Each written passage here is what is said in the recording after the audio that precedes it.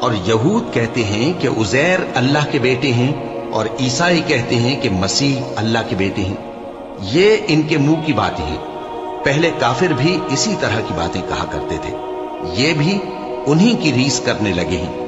اللہ ان کو ہلاک کرے، یہ کہاں بہہ کے پھرتے ہیں؟ انہوں نے اپنے علماء اور مشائخ اور مسیح ابن مریم کو اللہ کے سوا معبود بنا لیا، حالانکہ ان کو یہ حکم دیا گیا تھا کہ معبود واحد کے سوا کسی کی عبادت نہ کریں، اس کے سوا کوئی معبود نہیں، اور وہ ان لوگوں کے شریک مقرر کرنے سے پاک ہے۔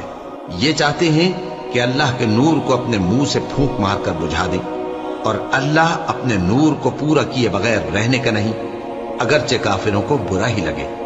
وہی تو ہے جس نے اپنے پیغمبر کو ہدایت اور دین حق دے کر بھیجا تاکہ اس دین کو دنیا کے تمام دینوں پر غالب کرے، اگرچہ کافر ناخوش ہی ہوں۔